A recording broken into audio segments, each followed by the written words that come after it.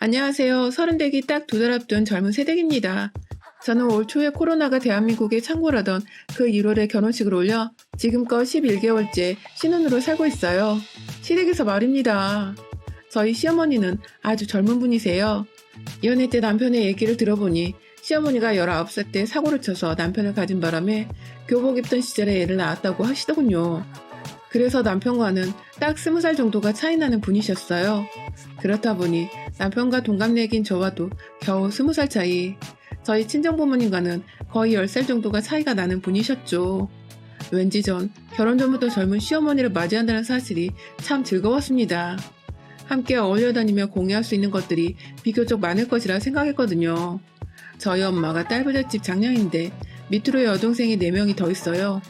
그중 막내 이모가 딱 저희 시어머니보다 한 살 어리셨는데 저는 저희 막내 이모랑 정말 절친한 친구마냥 함께 지내왔거든요. 이모 처녀 시절에는 손 꼭 잡고 이모 따라 데이트하는데 뭣도 모르고 따라가 보기도 했고 이모 결혼하는 것부터 아이 낳고 자라는 것까지 제가 옆에서 다 보면서 친정엄마께는 죄송하지만 이모는 이모대로 제게 참 특별한 분이셨어요. 어떨 땐 엄마보다 더 가까운 친구 같으니 말 다 했죠. 뭐 그랬기에 결혼을 할 적에도 예비 시어머니는 우리 이모 같은 사람일 거라고 함께 카페도 가고 쇼핑도 하고 심하면 클리닉도 같이 다니며 마사지를 받고 이런 소소한 일상들을 좀 서스럼없이 잘해볼 수 있지 않을까 하는 기대를 가졌어요. 그 당시 또래 친구들 중에서는 결혼을 한 친구가 딱 2명밖에 없었는데 애들이 항상 모일 때마다 시어머니 욕을 했었거든요. 모이면 시댁 얘기, 시자 들어가는 사람들을 경멸한다는 얘기뿐이어서 가족들 간에 불화라는 걸 모르고 자랐던 제겐 그런 얘기를 듣는 것 자체가 늘 고역이었었거든요. 그 중에 제일 충격이었던 것은 믿었던 남편이 시자 들어가는 사람 편을 들어서 화병이 난다는 것이었는데 아찔하더라고요. 왜 그러는지 제가 더 옆에서 화를 내기도 했었고요. 그래서 사실 정말로 시자가 들어가면 다 이렇게 며느리들을 화나게 만드는 건가 싶어서 결혼이 겁이 났던 적이 있었습니다. 하지만 남편을 만나게 되면서 조금씩 생각을 독립적으로 하게 되었어요.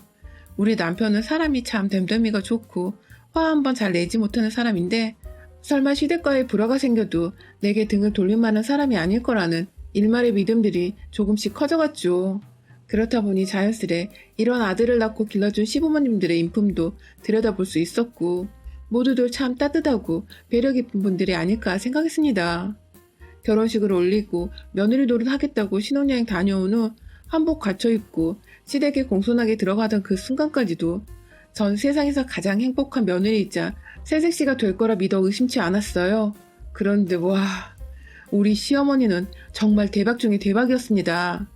정말 제 상상을 뛰어넘었죠.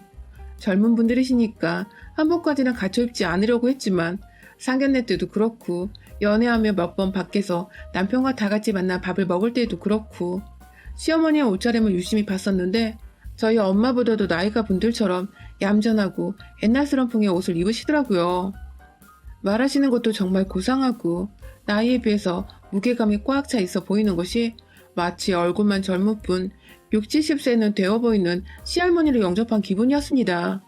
괜히 그 포스에 눌려서 말도 서먹서먹하게 되었고 단어 하나라도 조심스레 내뱉고 했었는데 시어머니는 그게 귀여워 보이셨는지 여러 번 웃어 보이며 긴장을 풀라며 절 달래곤 하셨었죠. 그래서 이런 시어머니의 취향을 왠지 알 것도 같아서 남편과 함께 상의를 해서 예쁜 한복을 갖춰 입고 신혼여행에서 돌아왔는데 아니 글쎄 우리 시어머니 모습은 제가 알던 것과 너무나 달랐어요. 삐쩍 마르신 분이 노란 야광 요가 레깅스를 입고서는 상의에는 허리까지만 따고는 쫄쫄이 티셔츠에 방한조끼를 걸치고 계시는데 그 모습을 보고 제가 충격을 받아버리고 만 것이었습니다.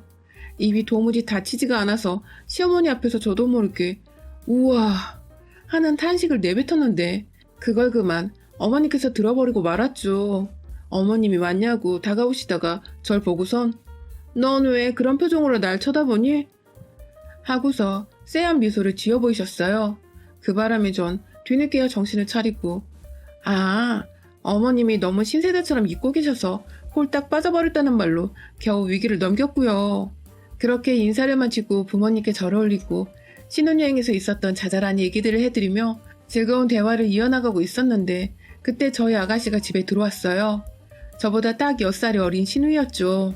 그런데 신우이가 짧은 미니스커트에 검정색의 두터운 스타킹을 신고 들어왔는데 어머니께서 그걸 보자마자 너 또 내 옷을 입고 나갔냐며 거짓말 않고 바로 옆에 있던 제가 놀라 자빠질 정도의 큰 소리를 내며 역정을 내신 겁니다. 순간 옆에 까마귀가 한 5마리 정도 앉아있다가 비명을 지르며 하늘로 승천하는 줄 알았어요. 제가 놀라서 가슴을 부여잡으며 엄마야! 하고 덩달아 소리를 지르자 시어머니는 그런 저를 보며 얘 왜 이러자는 표정을 지어 보이셨어요. 그 짧은 미니스커트가 시어머니의 옷이란 것도 놀랐는데 문제는 아가씨가 걸고 있던 제 주먹만한 귀걸이까지도 시어머니가 왜 자기 걸 했냐며 아가씨 어깨를 치며 억지로 뺏어드는데 당혹스럽더라고요.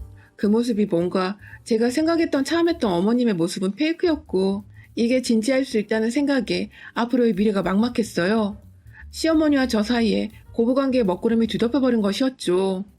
문제는 그렇게 개성만점의 성질까지 잘 부리는 시어머니의 본 모습을 본 후 다 같이 밥을 먹었는데요. 식탁에, 그 큰 식탁에 거짓말 않고 통닭 하나가 놓여져 있더군요. 한가운데에 후라이드 반 양념 반 통닭 한 마리가 하얀 도자기 그릇 위에 아주 살풋이 올려져 있었고 그 옆으로는 치킨집에서 준 겨자 소스랑 소금 그리고 치킨무가 마치 프랑스 장인의 손을 거친 듯 아주 정갈하게 그릇에 담겨져 있었답니다. 네, 집주인이 뭘 차려주던 감사하게 잘 먹는 게 도리이죠. 무엇보다 그 상대가 시어머니라면 말입니다. 하지만 신혼여행에서 돌아온 며느리와 함께 시댁에 앉아 먹는 첫 밥상인데 치킨은 너무하지 않나요? 그것도 5명이서 먹을 건데 반반 치킨 한 마리만 딱 사놓고 말입니다. 이건 며느리에 대한 예의도 아니고 치킨에 대한 예의도 아니었어요. 신혼여행 돌아와서 처음부터 꼬여도 제대로 꼬여버린 것 같은 시어머니와 저의 사이. 이건 내가 알던 시어머니가 아니라는 생각에 그날 시댁에서 밥이 코로 넘어가는지 입으로 넘어가는지도 몰랐습니다. 앞으로 우리 고부관계가 과연 멀쩡할지도 의구심이 들었고요. 그리고 이내 그런 저의 불안감은 적중했습니다. 의도적으로 자신이 다른 또래의 시어머니들보다 훨 어리다는 것을 숨기고 싶으셨는지 결혼하기 전에는 정말로 제가 본 사람들 중에서 거의 끝판왕으로 참하셨던 분이셨는데 결혼을 딱 하고 나니 어머님은 너무 싼티가 나셨어요. 어른께 이런 말씀 드리면 안 되지만 정말 심각한 정도였어요. 야광 옷에 미니스커트 입고 다니시는 것까지는 제가 옷차림의 개성 문제니까 더 이상 관여할 이유가 없었지만 문제는 산티가 행동으로 드러났다는 것입니다. 저희가 신혼살림을 시댁에서 시작하게 되었는데요. 이유는 단 하나, 금전적 여유가 없어서였기 때문입니다. 둘 다 학자금 대출을 여전히 갚고 있기도 했고 당장에 집을 구해보려다가 30이 되기 전까지 열심히 돈을 모으고 전셋집을 알아보자며 급한 대로 시댁에 들어와 살게 되었어요. 둘 다 직장인이고 그렇게 막 뭐가 사정이 어려운 형편은 아니었지만 그냥 여기서 더 대출을 받고 빚을 내는 게 싫어서 딱 1년만 시댁에서 지내보기로 한 것이었죠. 그런데 그 바람에 전 저희 시어머니를 매일같이 마주해야 했습니다. 그리고 매일같이 충격을 받아야 했죠. 첫 3달 동안은 시어머니가 절 소리를 지르며 찾으셨어요. 그러니까 이 집안에서 홍합방에서 지내고 있는 저를 노크하는 것도 아니고 살갑게 불러주시는 것도 아니고 그냥 대뜸 생각나면 야! 하면서 불러내신 겁니다. 처음엔 야라고 하길래 자기 아들 부르는 줄 알았어요. 그런데 그건 바로 저였습니다. 며느리가 아무리 편하고 가깝게 느껴져도 전 엄연히 다른 집의 귀한 자식인데 같이 산 지 하루 만에 야라니요. 기가 막혀 죽는 줄 알았죠. 옆에서 그런 저를 보고 표정을 읽었는지 남편은 앉아보지 못하고 뒤늦게 어머님께 며느리한테 야가 뭐냐고 편지를 줬는데 그럼에도 불구하고 어머님은 말씀하셨어요. 쟤를 야라고 부르지 그럼 마님이라고 부르니? 라고 말입니다. 비교를 해도 꼭 야를 마님이랑 비교를 하고 있으니 말이 통하질 않았죠. 또 우리 시어머님은 그렇게 제가 화장실만 들어가면 자기 용무가 급하다며 절 불러내십니다. 5 식구가 한 화장실을 쓰는 것도 스트레스 쌓여 죽겠는데 제가 좀 사람이 뜸하다 싶을 때 조심히 화장실을 들어가면 기다렸다는 듯이 야! 하면서 쫄래쫄래 화장실 앞에 와서는 죽어라 노크를 해드십니다. 자기 급해 죽겠으니까 당장 나오라며 제가 나갈 때까지 쉬지도 않고 문을 쾅쾅 두들기시는데 제가 정말 전쟁터에서 폭격 피하는 군인 마냥 그 소리 듣기 싫어서 헐레벌떡 뛰쳐나갔다니까요. 그걸 옆에서 남편이 또 보고서는 어쩌다 몇 번 화장실 가는 애인데 그걸 못 기다려주냐며 핀잔을 또 주었고 그러면 우리 시어머니는 또 기똥차게 말대답을 하셨어요. 야, 그러면 내가 쟤를 상점 모시듯 볼일 보고 나올 때까지 기다려줬다가 내 차례가 오면 그제야 들어가니? 하고 말입니다. 자기 차례가 오면 그제서야 들어가는 게 맞는 거잖아요? 앞 사람이 방금 들어간 걸 알면 최소한 기다려주거나 참거나 좀 급하면 조심스레 노크를 하고 부탁을 하거나 양해를 구하는 게 맞잖아요? 그런데 우리 시어머니 뇌에는 그런 개념 자체가 없었던 것입니다. 그저 며느리가 상전도 아닌데 기다릴 필요가 뭐 있나 싶으셨던 것이죠. 처음에는 적응하면 괜찮을 것이라 생각하며 스스로를 위안하고 남편에게만 속사정을 털어놓으며 힘든 내색을 비추다가 첫 3달이 지나가면서는 제가 완전히 화병에 돌아버린 줄 알았어요. 코로나가 심각해져도 너무 심각해져 있다 보니 가족들이 밖을 나가지도 않고 저희 부부는 급 재택근무를 하게 되어버린 상황까지 왔는데 그렇다 보니 하루 종일 24시간은 내내 이 집에서 시어머니와 마주하고 있어야 했던 것입니다. 화장실을 제대로 못 가는 건 물론이고 야 소리를 들으면서 감정이 상하는 건 매일같이 일어났고요. 문제는 기존의 불만에서 하나 더 추가된 것이 바로 식사였어요. 제가 별로 밥을 잘 챙겨 먹지 않아서 아침은 대충 선식이나 시리얼을 먹고 회사에서 점심을 거하게 먹고는 저녁을 대부분 패스하거나 간단히 먹곤 하는데 집안에 붙어있다 보니 제가 아침, 점심, 저녁까지 계속해서 시어머니 밥상을 차려드려야 하더라고요. 출근만 안 했을 뿐 집에서 똑같은 시간에 일을 시작해야 하는데 자꾸만 밖에서 야하며 저를 부르니 전 나가서 시어머니 시중을 들어야 했어요. 요리도 잘 못하시는 분이 갑자기 요리를 가르쳐주고 싶었다면서 저를 세워놓고는 자기 하는 요리를 지켜보라고 하질 않나. 그러다가 제가 일 때문에 들어가 봐야 한다고 하면 너 일하는 중이니? 하며 뻔히 알면서 모른 척하며 절 돌려보냈어요. 재택근무가 집에서 하는 일이라는 걸 누누이 말씀을 드렸는데도 아랑곳하지 않고 절 불러냈다가 또 절 돌려보내길 반복하셨죠. 이쯤 되니 저도 미칠 것 같아서 위험하고 자제해야 하는 거 다 아는데도 짐 다 싸서 회사 혹은 주변 카페로 출근했습니다. 남편도 그게 제 정신건강에 좋을 것 같다며 절 밖으로 내보내거나 미안한 날에는 같이 졸졸 따라와서 제 옆에서 함께 일을 했어요. 이쯤 되니 제겐 코로나보다 집구석에서 마주봐야 하는 시엄마가 더 지옥이고 두려운 바이러스였습니다.